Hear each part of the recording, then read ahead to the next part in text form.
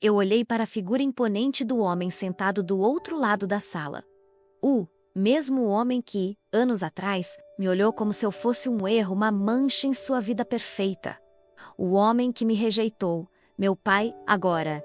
Eu estava aqui, não como a menina indesejada, mas como a advogada determinada a confrontá-lo. A tensão no ar era palpável, mais espessa do que qualquer névoa matinal sobre seus vastos campos. Sua equipe jurídica sorria com a arrogância dos intocáveis, ternos caros, sorrisos estudados, a certeza da vitória escrita em cada gesto. Eles achavam que esta era apenas mais uma tentativa fútil de uma oportunista, buscando uma fatia de um bolo que não lhe pertencia. O juiz, uma figura séria e inexpressiva, revisava papéis. Alheio ou assim parecia ao drama humano que se desenrolava à sua frente.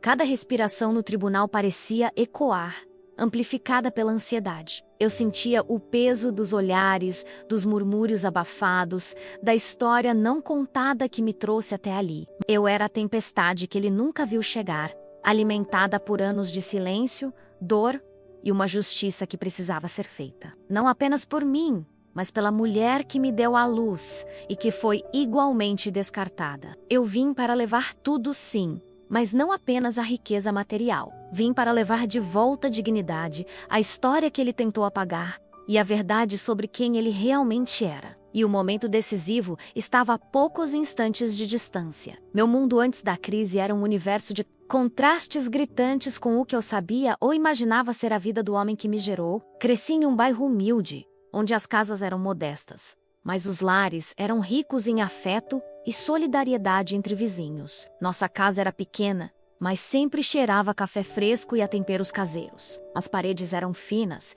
e às vezes ouvíamos as discussões da vizinhança, mas também ouvíamos as risadas e a música que vinha das janelas abertas nas noites quentes. Lembro-me do meu quarto, apertado, com uma janela que dava para um pequeno quintal onde minha mãe cultivava algumas ervas e flores simples, mas vibrantes. Ela tinha essa capacidade de fazer a beleza florescer mesmo na terra mais árida. Minha mãe, ela era meu universo, minha rocha, meu tudo. Não era uma mulher de muitas palavras, mas seus olhos contavam histórias de sacrifício, resilição e um amor incondicional. Ela trabalhava longas horas, limpando casas, costurando para fora, fazendo baicos. Qualquer coisa para garantir que nunca nos faltasse o essencial. Eu via suas mãos cansadas, marcadas pelo trabalho, mas nunca ouvi reclamar. Ela me ensinou o valor da honestidade, da persistência e, acima do tudo, a manter a cabeça erguida, não importa as adversidades. Ela nunca falou mal de ele, nunca. Quando eu, criança, perguntava sobre meu pai, ela respondia com frases curtas, evasivas, mas sempre com uma tristeza silenciosa nos olhos que me dizia mais do que qualquer palavra. Ele é um homem importante, filha, ela dizia. Ou nossas vidas seguiram caminhos diferentes. Aos poucos comecei a juntar as peças menos as histórias fragmentadas. O sobrenome que ela nunca usava, o silêncio carregado, descobri sobre Alberto Vasconcelos, o magnata, o nome venerado em jornais e revistas de negócios. Via fotos dele em festas glamorosas, cercado por pessoas importantes, sorrindo o sorriso de quem tem o mundo aos pés. E eu era um segredo. Uma anomalia, a filha do homem que tinha tudo, vivendo em um mundo onde cada centavo era contado. Essa dualidade moldou minha infância de maneiras profundas. Por um lado, eu era amada e protegida em meu pequeno casulo. Por outro, havia a sombra dessa outra vida. A vida que era meu direito por nascimento, mas que me foi negada. O conhecimento da existência dele e de sua imensa riqueza não me tornava invejosa no sentido material, mas criava um vazio, uma ferida de rejeição. Por que ele não me queria? O que havia de tão errado comigo? Essas perguntas martelavam na minha mente de criança depois de adolescente, e a falta de resposta era um fardo pesado. Via colegas de escola falarem sobre seus pais, sobre passeios em família, e eu me sentia diferente, incompleta. Minha mãe tentava preencher esse vazio com o dobro de amor, mas certas ausências são impossíveis de compensar. Lembro-me de uma vez, na escola, uma apresentação de Dia dos Pais. Enquanto todos faziam cartões e ensaiavam músicas, Eu tive que inventar uma desculpa para a professora, um mal-estar.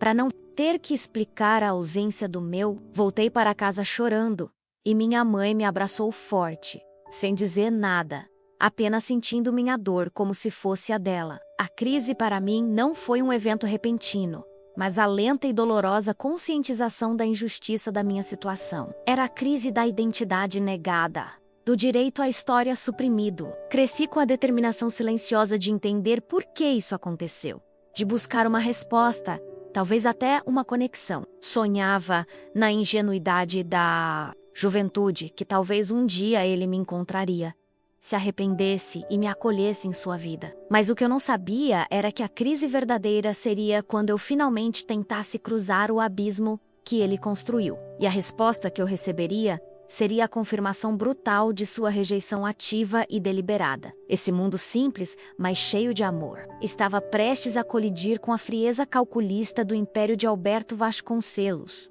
E eu estava no centro dessa colisão, despreparada, mas com uma semente de força plantada pelas mãos calejadas da minha mãe e pela dor da ausência que me acompanhava desde o nascimento. Era o meu mundo, pequeno, real e vulnerável, à beira de ser testado pela força implacável de um poder que eu mal podia compreender na época. E essa preparação, essa vida simples e honesta, seria, ironicamente, o alicerce da minha força futura. O inimigo era a personificação do sucesso material sem alma.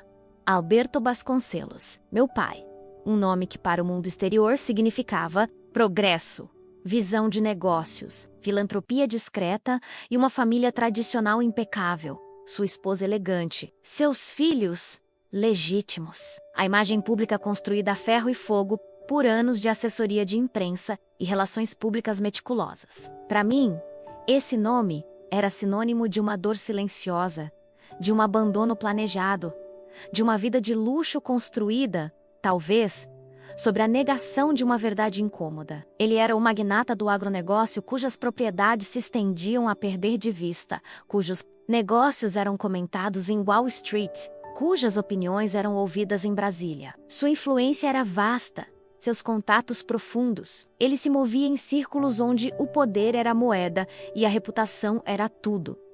E eu era a mancha potencial nessa reputação. A prova contra mim não eram evidências concretas de um crime que eu tivesse cometido. A prova contra mim era a própria narrativa que ele construiu ao longo das décadas. Ele me pintava, e por extensão minha mãe, como oportunistas, ambiciosas que, sabendo de sua posição, tentavam se aproveitar de um erro do passado, uma jovialidade imprudente se é que ele admitia algo assim para seus círculos mais próximos. A história oficial, para quem se importava em perguntar, era de que minha mãe era apenas uma funcionária temporária na fazenda, uma pessoa que ele mal conhecia, que sumiu sem deixar rastro e anos depois apareceu com uma história fantasiosa para extorquí-lo. Era uma narrativa cruel, mas eficaz. Ele tinha vídeos provavelmente editados ou com contexto distorcido, testemunhas, funcionários leais, talvez coagidos ou bem pagos, e a força esmagadora da sua posição social. Como a palavra de uma mulher humilde e de sua filha desconhecida poderia competir com a palavra de um homem tão poderoso e respeitado? Eu sentia essa prova contra mim em cada olhar de condescendência, em cada matéria de jornal que o elogiava, em cada conversa ouvida por acaso onde seu nome era mencionado com reverência. Era a prova de invisibilidade que ele me impôs. Ele tentou apagar minha existência, tornando-a, aos olhos do mundo, ilegítima, uma invenção. Essa era sua arma principal.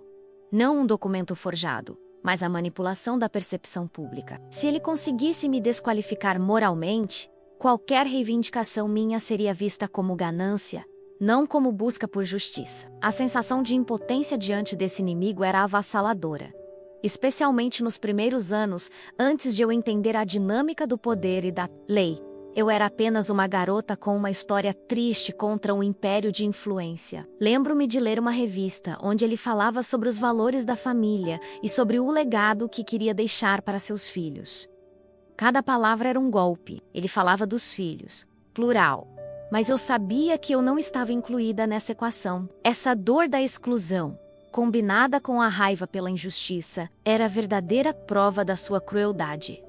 Embora não fosse algo que eu pudesse apresentar em um tribunal na PIC, a prova contra mim era a própria vida que eu fui forçada a viver em contraste com a vida que, legalmente, poderia ter sido minha. Era o estigma de ser filha de mãe solteira em uma sociedade que ainda julgava a dificuldade de acesso a certas oportunidades por não ter nome ou conexões, a luta diária para ter uma vida digna sem o suporte que ele poderia ter oferecido, sem sentir falta. Tudo isso era, para ele, a prova da minha insignificância e da validade de sua escolha em me ignorar. Mas para mim, cada dificuldade enfrentada, cada obstáculo superado, tornava-se, sem que ele soubesse, uma peça na minha própria prova, a prova da minha força, da minha resiliência e da minha determinação em não permitir que sua narrativa fosse a única a prevalecer. O inimigo era poderoso, a prova contra mim parecia incontestável na esfera social. Mas a chama dentro de mim, alimentada pela injustiça, estava longe de se apagar. Pelo contrário, ela se tornava mais intensa a cada dia, forjando a advogada que eu me tornaria, pronta para desmontar a fortaleza de mentiras que ele construiu. A primeira batalha que eu travei contra Alberto Vasconcelos não aconteceu em um tribunal, mas sim em um escritório frio e impessoal no centro da cidade. Eu tinha 17 anos, cheia daquela mistura perigosa de inocência adolescente e um desejo ardente por respostas e, quem sabe, aceitação. Tinha acabado de terminar o ensino médio e a incerteza sobre o futuro era grande. Minha mãe trabalhava incansavelmente, mas eu sabia que uma faculdade seria um fardo financeiro quase impossível. Foi nesse momento de vulnerabilidade e necessidade que, com a permissão relutante da minha mãe, decidi tentar uma abordagem direta. Escrevi uma carta. Passei semanas redigindo cada palavra, rasgando e recomeçando incontáveis vezes. Era uma carta que falava sobre minha vida, meus sonhos, a admiração, sim. Havia uma admiração distante pelo homem de sucesso que ele representava e, com cuidado, mencionava a esperança de um reconhecimento, de um elo. Não pedia dinheiro diretamente, mas pedia a chance de sermos vistas, de sermos reconhecidas como parte de sua história. Entreguei a carta na recepção de uma de suas empresas. Tremendo, a secretária me olhou com um misto de curiosidade e desprezo velado, como se eu fosse mais uma pedinte ou fã maluca. A resposta demorou. Dias se transformaram em semanas, semanas em mais de um mês. Cada toque do telefone fazia meu coração disparar. A esperança diminuía, mas a ansiedade crescia. Até que, finalmente, chegou um envelope pesado com o timbre de um renomado escritório de advocacia da cidade. Não era uma carta dele, era a comunicação formal de seus representantes legais. Fui convocada para uma reunião. Minha mãe insistiu em ir comigo, segurando minha mão com força durante todo o caminho até o endereço imponente. O escritório era luxuoso, com tapetes grossos, obras de arte nas paredes e uma atmosfera de poder silencioso que me intimidou. Fomos recebidas por um advogado de Miami-Dade, impecavelmente vestido, com um olhar que não demonstrava calor humano algum. Sentamos em cadeiras desconfortáveis em frente a uma mesa de mogno polido. Ele não ofereceu água, nem um sorriso. Foi direto ao ponto. Ele falou em termos legais e frios. Confirmou que a carta havia sido recebida e analisada. Em seguida, apresentou a proposta de seu cliente, o senhor Alberto Vasconcelos. Era um acordo extrajudicial. O acordo envolvia uma quantia em dinheiro, significativa para nós, mas certamente uma ninharia para ele, em troca de um termo de confidencialidade e renúncia a quaisquer direitos ou futuras reivindicações. Deveríamos assinar um documento nos comprometendo a nunca mais contatá-lo, a nunca revelar nossa ligação e a desaparecer efetivamente de sua vida e do conhecimento público. O advogado usou palavras como resolver a questão discretamente, evitar constrangimentos e manter a paz. Paz para quem? Certamente não. Para nós, minha mãe, que havia permanecido calada, apertou minha mão com tanta força que quase doeu. Seus olhos estavam marejados, mas sua postura era firme. Eu estava chocada demais para reagir de imediato. O advogado continuou, explicando que o Sr. Vasconcelos lamentava qualquer inconveniente, mas tinha uma família e uma reputação a zelar. Era a confirmação brutal da sua escolha. Eu não era uma inconveniência, eu era filha dele, e minha existência era um constrangimento a ser comprado e silenciado.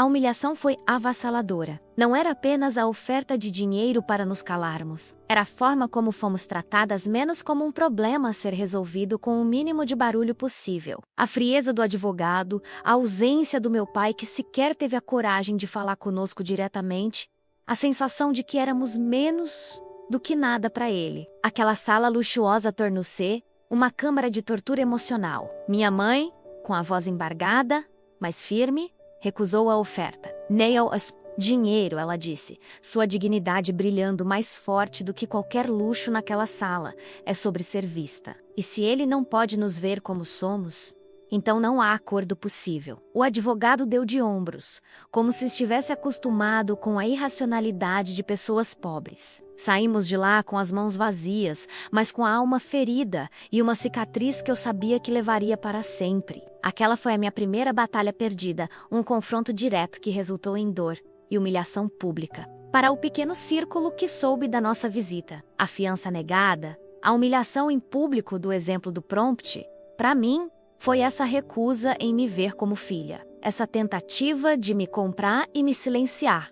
Foi o ponto de virada. O gosto amargo da derrota não me destruiu. Pelo contrário, solidificou minha raiva e acendeu uma determinação fria. Eu não queria o dinheiro dele daquela forma.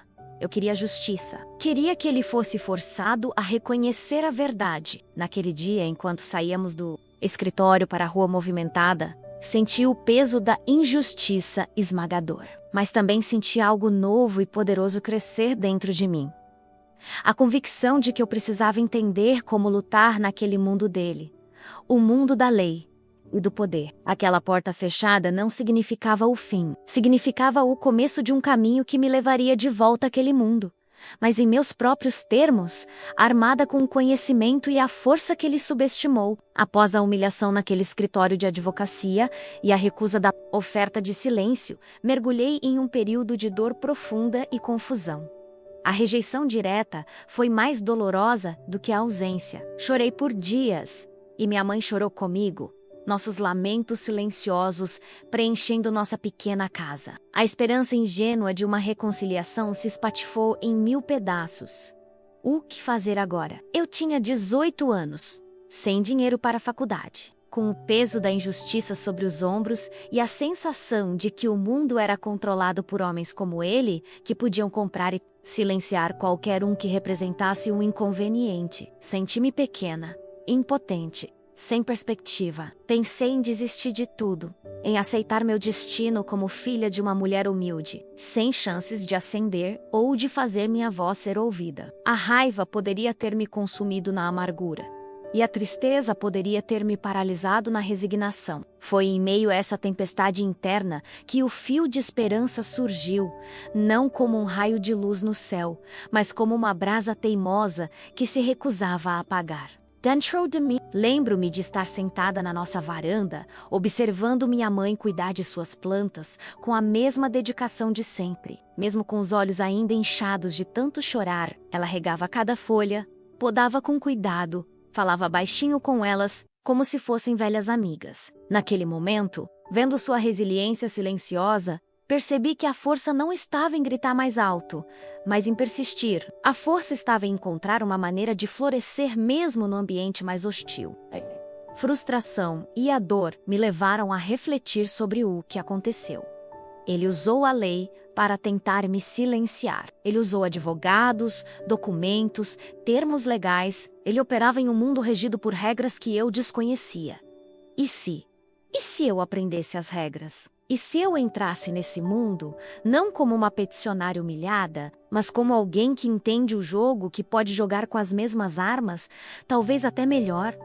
Essa foi a fagulha, o fio de esperança. A pequena, quase insignificante, ideia que se agarrou à minha mente e se recusou a ir embora. Eu cursaria direito. A ideia parecia insana na época. Como eu pagaria? Onde eu estudaria? Parecia um sonho inatingível vindo de uma realidade tão distante. Mas quanto mais eu pensava, mais essa ideia ganhava força. Não era apenas sobre dinheiro ou herança, era sobre dignidade, sobre provar meu valor, sobre fazer valer a verdade. Era sobre usar o sistema que ele usava para me oprimir, para me libertar e talvez para desmantelar sua fortaleza de Matrix. O pequeno detalhe que todos ignoraram, mencionado no modelo, para mim, não foi um bilhete físico ou uma prova material encontrada naquele momento. Foi a minha própria determinação. Foi a semente de força plantada em mim pela vida difícil, pelo amor da minha mãe, pela injustiça sofrida. Ninguém no mundo dele, menos nem ele, nem seus advogados, poderia imaginar que aquela garota sentada trêmula em seu escritório naquele dia se levantaria dali com a decisão férrea de se tornar a arma mais perigosa contra eles. Uma advogada que conhecia a verdade, que sentia a injustiça na pele e que estava disposta a dedicar anos de sua vida para buscar a reparação. Eles me subestimaram completamente. Viram fraqueza onde havia dor, e dor onde havia o potencial para uma força monumental. Aquele fio de esperançal, aparentemente frágil, era na verdade o aço que forjaria a minha resiliência e me guiaria através dos anos de estudo e luta que viriam, tudo com um único objetivo: voltar e confrontar o homem que me rejeitou, no campo de batalha que ele escolheu, o tribunal. Se você está torcendo por mim nesta longa e árdua jornada, se acredita que a perseverança pode vencer a injustiça, deixe seu like para mostrar que não estou sozinha. A luta que viria a seguir foi a mais difícil e solitária da minha vida. Mas a promessa silenciosa que fiz a mim mesma naquele dia me manteve de pé. Minha decisão de cursar direito foi o primeiro passo em uma busca desesperada que duraria anos, uma jornada de autossuperação e investigação silenciosa. A busca não era por um objeto perdido, como no exemplo, mas pela força interior, pelo conhecimento estratégico e, crucialmente, por fragmentos da verdade que pudessem desafiar a narrativa poderosa do meu pai. Conseguir entrar na faculdade de Direito foi um milagre por si só, com a ajuda de bolsas de estudo parciais e trabalhos de meio período que consumiam cada hora livre. Os anos foram um borrão de aulas, livros, cafés frios e noites sem dormir. E eu me enfurnava na biblioteca, absorvendo cada detalhe do Código Civil, do direito empresarial, do direito sucessório. Cada artigo, cada jurisprudência era uma ferramenta potencial em um futuro confronto. Eu não estudava apenas para passar nas provas, eu estudava para me armar. A sede por conhecimento era insaciável, alimentada pela lembrança da humilhação no escritório e pela promessa silenciosa de justiça que fiz a mim mesma. Enquanto estudava, comecei a busca paralela por informações. Sabia que não poderia aparecer do nada com uma reivindicação. Precisava de bases sólidas. Minha mãe me contou tudo o que se lembrava sobre a época em que trabalhou na fazenda. Nomes de outros funcionários. Descrições dos lugares datas aproximadas. Eram poucas peças, mas era um começo. A busca era desesperada porque eu não tinha recursos, não tinha contatos no mundo dele. E as pessoas que poderiam saber de algo viviam com medo do poder de Alberto Vasconcelos. Eu comecei devagar de forma Durante as férias da faculdade, viajava para a região onde ficavam as propriedades dele. Sempre sob um pretexto qualquer. Ficava em pensões baratas, conversava com moradores antigos nas praças, em botecos, em feiras livres. Apresentava-me como estudante pesquisando a história da região ou interessada em trabalho rural. Era uma caçada a fantasmas do passado. A maioria das pessoas era reticente. Algumas se afastavam assim que eu mencionava os Vasconcelos. Outras davam informações genéricas, sem valor real. Havia um medo palpável de cruzar o magnata. Lembro-me de um episódio em que tentei conversar com o antigo funcionário da fazenda que minha mãe mencionou. Encontrei-o em sua casa simples. Assim que eu disse o nome Alberto Vasconcelos, ele empalideceu. Olhou em volta nervosamente e praticamente me expulsou, dizendo para eu nunca mais procurá-lo se eu valorizava a minha segurança. Esse tipo de reação apenas confirmava o quão perigoso e influente ele era e aumentava a sensação de que eu estava caçando algo muito bem escondido. Passei dias refazendo os passos da minha mãe na memória. A estrada de terra que levava à fazenda, o antigo vilarejo de apoio, os pontos de ônibus que ela usava. Visitei lugares que ela descreveu, tentando sentir a atmosfera da época. Era como ser uma detetive sem distintivo nem apoio, movida apenas pela intuição e pela dor. Encontrei antigos registros locais, tentando achar qualquer menção à minha mãe ou a pessoas que ela citou. Muitos registros estavam incompletos ou tinham sido perdidos, talvez por coincidência, talvez não. A frustração era constante. Saía de muitas dessas investigações me sentindo esgotada, desanimada, questionando se eu estava perdendo meu tempo, perseguindo uma causa perdida. Parecia que o passado estava selado a 7 chaves pela influência e pelo tempo.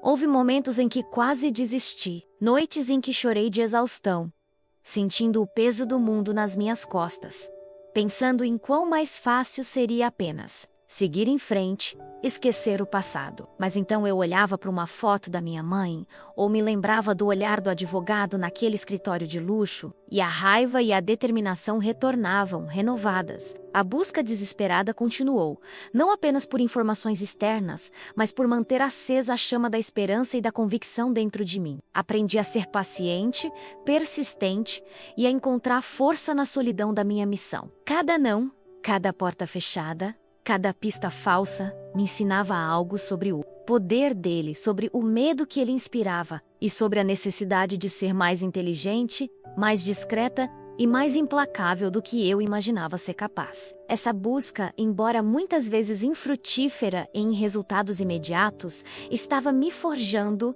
me preparando para o confronto final, polindo minhas habilidades legais e fortalecendo minha resolução de uma forma que a vida fácil jamais faria. Eu estava caçando um fantasma do passado. Sim, mas também estava construindo a guerreira do futuro.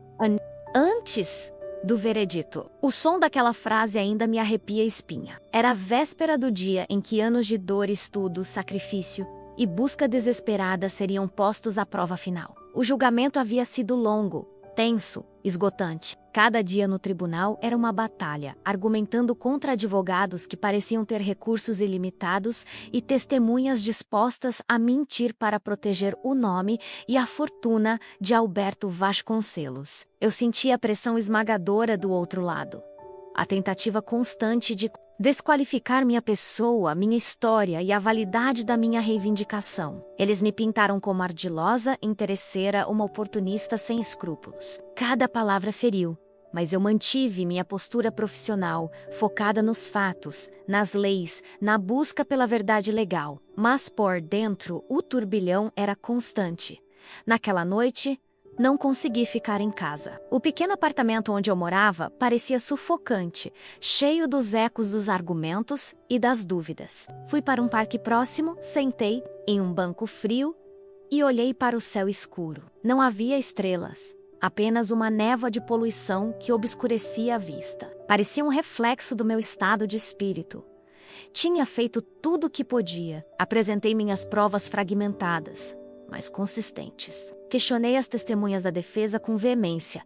Argumentei minha posição com paixão e rigor legal. Mas a impressão geral era de que o caso dele era mais forte, mais limpo na superfície, pelo menos. A influência dele pairava sobre o tribunal. Um peso invisível que parecia inclinar a balança da justiça. A sensação de que não havia mais o que fazer era agonizante. Revisei mentalmente cada audiência, cada depoimento o que deixei passar. A dúvida corroía minha confiança, construída com tanto esforço. O medo de falhar não era apenas por mim, mas por minha mãe, por toda a luta dela, por todas as mulheres que, como ela, foram descartadas por homens poderosos. Sentia o peso da responsabilidade de ser a voz delas. Liguei para Minhami. Sua voz, geralmente calma, estava tingida de apreensão. Eu tentei soar confiante, mas acho que ela percebeu minha angústia. Filha, você fez o seu melhor, ela disse, sua voz suave, mas firme. Não importa o que aconteça amanhã, Volka já venceu. Venceu porque teve a coragem de lutar pela verdade. Algo que ele, com todo o dinheiro dele, nunca terá coragem de fazer. Suas palavras foram um bálsamo para minha alma ferida, mas não dissiparam o medo da derrota. Eu sabia que a vitória que ela mencionava era moral. E, embora preciosa, eu precisava da vitória legal. Precisava que a justiça terrena também fosse feita. Depois de desligar, a solidão se intensificou. A noite parecia mais fria, mais escura. Pensei na manhã seguinte em entrar naquele tribunal sabendo que a probabilidade de perder era altíssima. Imaginei o sorriso vitorioso no rosto de Alberto Vasconcelos, a confirmação pública de que ele estava certo em me descartar, a validação da sua narrativa. A idea era. Senti as lágrimas escorrerem pelo meu rosto, quentes e amargas. Pedi que ela fosse forte, sim, mas a verdade é que nem eu mesma tinha mais forças. O esgotamento físico e emocional tinha atingido o limite. Parecia que a injustiça, com sua face poderosa e implacável, estava prestes a dar o checkmate. Aquela noite foi a mais escura da minha jornada. A véspera do fim, onde a sensação de que a batalha estava perdida pairava no ar, como uma nuvem pesada e ameaçadora, testando o último pingo da minha resiliência. Eu não dormi. Fiquei ali, no banco frio do parque, esperando o amanhecer que traria, eu temia, a confirmação da derrota. Era o fim da linha. Pelo menos, era o que meu coração sussurrava na escuridão daquela noite. Eu me preparei para o pior, para ver anos de luta desmoronarem diante dos meus olhos. Mas o que aconteceu a seguir naquele tribunal? Nem nos meus sonhos mais ousados eu poderia ter imaginado. A justiça, às vezes, tem seus próprios planos. Não. Saia daí, porque a virada que estava para acontecer mudaria tudo. O dia amanheceu cinzento, refletindo a melancolia que eu sentia. Vesti meu melhor terno, o mesmo que usei em todas as audiências, sentindo o pesar como uma armadura pesada e insuficiente. Cada passo em direção ao fórum era um esforço. A rua parecia mais barulhenta, os carros mais rápidos, as pessoas mais alheias ao drama que eu estava prestes a enfrentar. Ao entrar no prédio imponente do tribunal, o ar pareceu rarefeito. Subi as escadas, meus saltos ecoando no mármore frio, cada eco parecendo zombar da minha pouca esperança. A sala do tribunal já estava cheia. De um lado, a bancada da defesa, impecável, composta por advogados sêniores e assistentes, todos emanando uma aura de confiança inabalável. No centro, Alberto Vasconcelos, sentado ereto, com as mãos cruzadas sobre a mesa. Uma expressão séria no rosto que podia ser interpretada como dignidade ou como a impaciência de quem espera pelo inevitável, sua vitória. De meu lado, a bancada parecia vazia, ocupada apenas por mim e minha pilha de papéis, fruto de anos de trabalho. Minha mãe estava sentada na primeira fila da plateia, seu rosto uma máscara de preocupação e fé. Troquei um olhar rápido com ela, tentando transmitir uma calma que eu não sentia. O juiz entrou e todos se levantaram por um instante. A solenidade daquele momento parecia amplificar a tensão. O julgamento estava na fase final, as alegações orais. Primeiro, a promotoria formalmente, o caso, era sobre reconhecimento de paternidade e seus efeitos. Mas a promotoria participava para garantir a legalidade do processo, e eles pendiam para a versão oficial da história. Depois, os advogados de Alberto Vasconcelos, eles apresentaram seus argumentos finais com eloquência estudada, reforçando a tese de que eu era uma impostora, que minha reivindicação era infundada e motivada unicamente por interesse financeiro. Citavam leis, precedentes, descredibilizavam as poucas testemunhas que consegui, levar pessoas com conexões indiretas, memórias antigas, facilmente questionáveis pela defesa poderosa. Cada palavra deles era como uma punhalada, revivendo a dor da rejeição e a injustiça da narrativa. Senti a sensação de fracasso iminente crescer no peito. Era como se estivessem cimentando a porta que levei anos para tentar abrir. Minha vez chegou. Levantai-me, as pernas um pouco trêmulas, mas a voz firme. Apresentei meus argumentos, reiterei as provas que tinha. Falei sobre a verdade dos fatos, sobre a vida da minha mãe, sobre o meu direito. Falei com a paixão de quem viveu a história, mas com o rigor de uma advogada. Olhei para o juiz, buscando um sinal, uma fenda naquela máscara de neutralidade. Ele ouvia, impassível, tomando notas. Olhei para Alberto Vasconcelos. Seu olhar frio e distante, como se eu fosse um mosquito irritante a ser esmagado. O olhar dele doía mais do que qualquer argumento dos seus advogados. Eu terminei minha fala, sentindo que, apesar de todo o esforço, minhas palavras soavam fracas diante da montanha de poder e influência do outro lado. Houve um silêncio carregado. O juiz recolheu suas anotações. O promotor acenou com a cabeça para a defesa, num gesto que me pareceu de reconhecimento da superioridade deles. Os advogados de Alberto Vasconcelos permitiram seis sorrisos, quase imperceptíveis. O juiz Valadares, sim.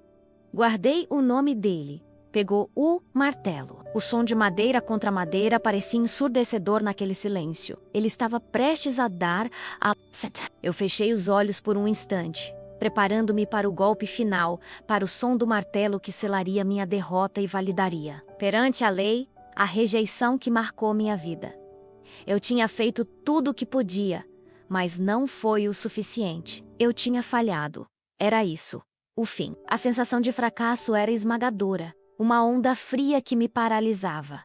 Esperei o som final. Meu coração batia forte, um tambor furioso no silêncio que precedia o inevitável. Eu estava com os olhos fechados, mas meus outros sentidos estavam aguçados pela tensão. Podia ouvir a respiração contida na sala, o farfalhar de papéis, o som distante da cidade lá fora. O martelo do juiz estava suspenso no ar, a apenas um instante de descer. Aquele instante parecia uma eternidade. Prenhe da confirmação da minha derrota. A imagem do rosto satisfeito de Alberto Vasconcelos cruzou minha mente e cerrei os punhos, desejando com todas as forças que aquilo não fosse o fim. Mas o som que ouvi não foi o do martelo atingindo a base de madeira. Não foi o som que selaria meu destino. Foi um som inesperado.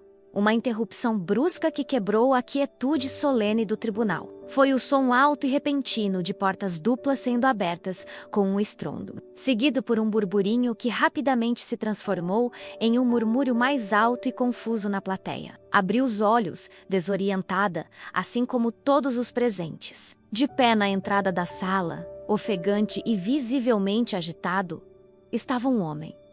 Não era alguém que eu esperava. Roupa era simples, suas mãos calejadas. Ele segurava um envelope amassado e olhava ao redor, buscando alguém. O murmúrio na plateia cresceu. Quem era aquele homem? O que ele queria? O que ele fazia ali? A segurança do tribunal movucei para interceptá-lo, mas ele gesticulou freneticamente, tentando explicar algo. Eu o observei, confusa. Ele não era uma das minhas testemunhas. Pelo menos não uma que eu tivesse conseguido levar ao tribunal. Sua aparência era humilde, destoando completamente do ambiente formal e, francamente, esnobe daquela sala. Ele parecia exausto, como se tivesse corrido uma maratona para chegar ali. Mas, apesar do cansaço, havia uma urgência em seus olhos, uma necessidade de ser ouvido. Senti uma pontada de curiosidade, rapidamente sufocada pela apreensão. Seria um engano?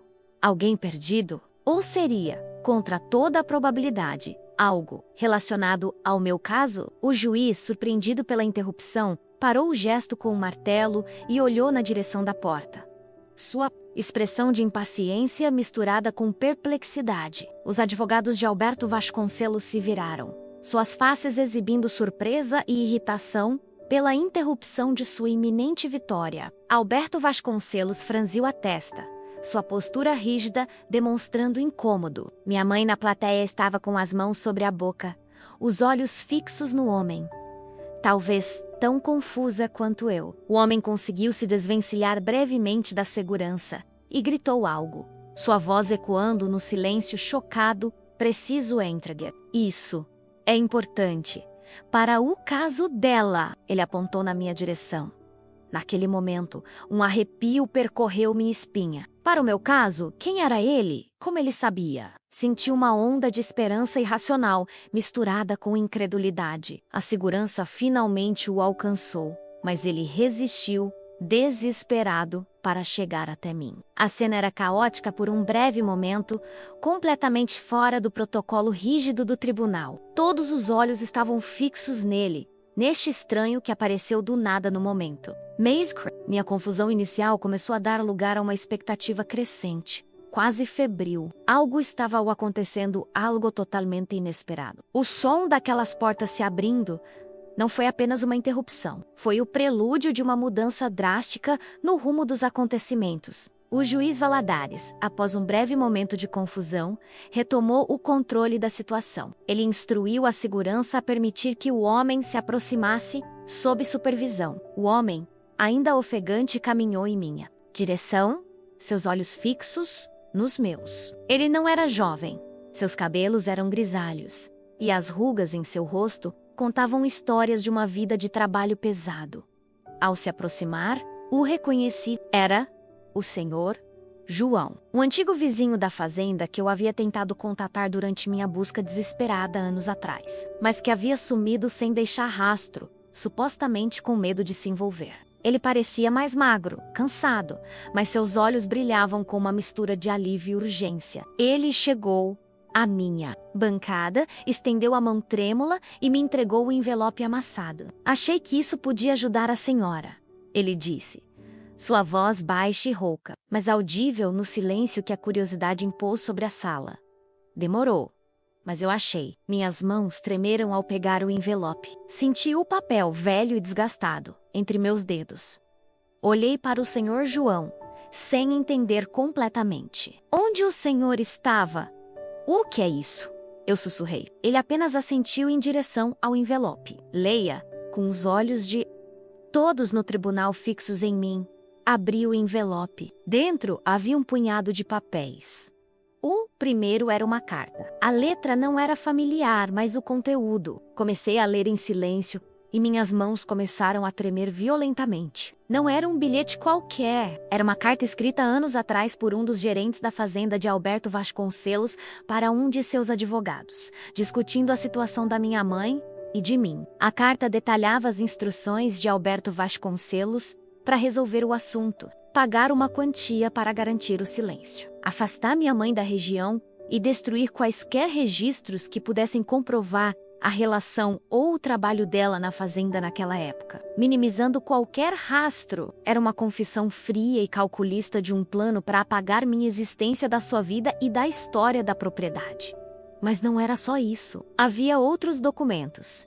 Um recibo antigo assinado por minha mãe provando que ela, sim, trabalhou na fazenda e em que período, desmentindo a versão da defesa. E, o mais chocante, uma cópia de uma conversa por rádio entre o mesmo gerente e um capataz, provavelmente transcrita por alguém na época onde instruções semelhantes eram dadas. Com a menção explícita ao Sr. Alberto como mandante, eram provas materiais, concretas, que ligavam Alberto Vasconcelos diretamente ao plano de acobertamento. Senti uma onda de calor e frio ao mesmo tempo. O choque, a incredulidade e a raiva se misturaram com uma euforia vertiginosa. A prova que eu procurei desesperadamente por anos, que parecia ter sido completamente eliminada, estava ali, nas minhas mãos, trazida por um homem simples que, por alguma razão, decidiu aparecer naquele exato momento. O que o senhor João estava fazendo com aqueles documentos? Ele explicou rapidamente,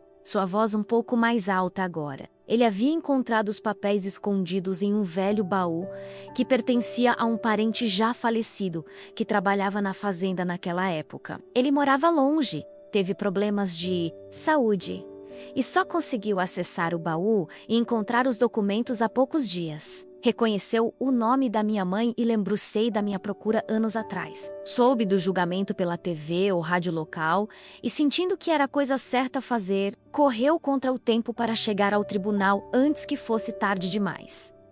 Ele era o herói anônimo, o guardião inesperado da verdade. Ao olhar para aqueles papéis, percebi o peso histórico e legal deles. Eles não eram apenas provas da minha filiação, que já tinha bases legais suficientes para ser discutida, mas sim provas da conduta do meu pai, da sua intenção deliberada de me negar e de apagar minha mãe e a mim de sua vida, usando seu poder para isso. Era a prova da sua falta de caráter, da sua crueldade calculista. Senti uma força renovada, Uma clareza absoluta, a hesitação de segundos atrás, desapareceu. Eu tinha a verdade em minhas mãos, em uma forma que nem mesmo os advogados mais caros poderiam refutar facilmente. O jogo tinha acabado de mudar drasticamente. Não perdi um segundo, com os papéis ainda trêmulos nas mãos, mas a voz agora firme como aço. Levantei-me da minha cadeira. Meritíssimo! Chamei, minha voz ecoando com uma nova autoridade no tribunal, com a devida vênia. E peço a compreensão pela interrupção inesperada. Mas novas e cruciais provas acabam de chegar e são de suma importância para este julgamento. A atenção de todos se voltou para mim. O juiz Valadares, que parecia prestes a protestar pela nova interrupção, viu a seriedade em meu rosto e a pilha de papéis em minhas mãos. Sua expressão de irritação deu lugar a uma cautelosa curiosidade. Prossiga, doutora, ele disse, sua voz seca. Eu me aproximei do estrado, os olhos fixos na figura de Alberto Vasconcelos, cujo rosto havia empalidecido visivelmente, no momento em que o Sr. João me entregou o envelope e ele viu os papéis. Seus advogados sussurravam nervosamente entre si, seus sorrisos arrogantes desaparecendo rapidamente. Comecei a ler a carta do gerente em voz alta. Cada palavra, cada frase detalhando o plano de acobertamento, ressoava no silêncio absoluto do tribunal. Instruções claras do Sr. Alberto para que o assunto da funcionária nome da minha mãe e seu problema fosse resolvido de forma permanente e discreta. Li, minha voz carregada de emoção controlada. Continuei lendo trechos sobre a necessidade de limpar quaisquer registros de sua passagem pela fazenda. Em seguida, apresentei a transcrição da conversa por rádio, onde a ordem para afastar a mulher e a criança e garantir que nunca mais voltassem era atribuída diretamente a ele. A cada palavra que eu lia, a atmosfera no tribunal mudava. O silêncio inicial de surpresa deu lugar a murmúrios abafados, depois a suspiros audíveis de choque e indignação. As cabeças na plateia se viravam do meu rosto para o rosto de Alberto Vasconcelos, que agora parecia um homem acuado, sua fachada de compostura desmoronando rapidamente. Seus advogados tentaram se levantar e protestar, argumentando que as provas eram de procedência duvidosa, que não haviam sido submetidas à análise prévia, mas eu estava preparada. Expliquei a origem dos documentos, o testemunho do Sr. João sobre como os encontrou e a pertinência para o caso, solicitando formalmente que fossem anexados aos autos e considerados. O juiz Valadares ouviu os protestos, mas sua atenção estava claramente voltada para a gravidade do que eu estava lendo. Ele examinou os documentos que lhe entreguei, seus olhos percorrendo o texto com intensidade crescente. Vi a seriedade em seu rosto se aprofundar. Quando terminei de ler, o silêncio voltou, pesado, mas agora carregado de uma verdade inegável. Olhei diretamente para Alberto Vasconcelos. Seu rosto estava branco como papel, seus olhos arregalados, fixos em mim com uma mistura de ódio e pânico. Era a primeira vez que o via perder o controle, a primeira vez que sua máscara caía completamente. Ele tentou dizer algo, gaguejou, mas nenhum som compreensível saiu. Sua equipe jurídica tentava acalmá-lo, visivelmente em pânico. Voltei-me para o juiz. Meritíssimo, eu disse, com a voz embargada pela emoção, mas firme em convicção. Estas provas não apenas corroboram o testemunho de minha mãe sobre sua relação com o Sr. Vasconcelos e seu trabalho na fazenda, mas demonstram a conduta deliberada e cruel do requerido em tentar apagar a existência de sua própria filha. Ele não apenas me rejeitou, ele ativamente conspirou para que eu nunca pudesse reivindicar minha história ou meu direito. Esta não é uma questão de oportunidade financeira, meritíssimo. É uma questão de identidade negada, de história suprimida e de justiça que clama há anos para ser ouvida. O clímax não foi um grito ou um gesto grandioso da minha parte, foi a força silenciosa daquelas palavras lidas em voz alta.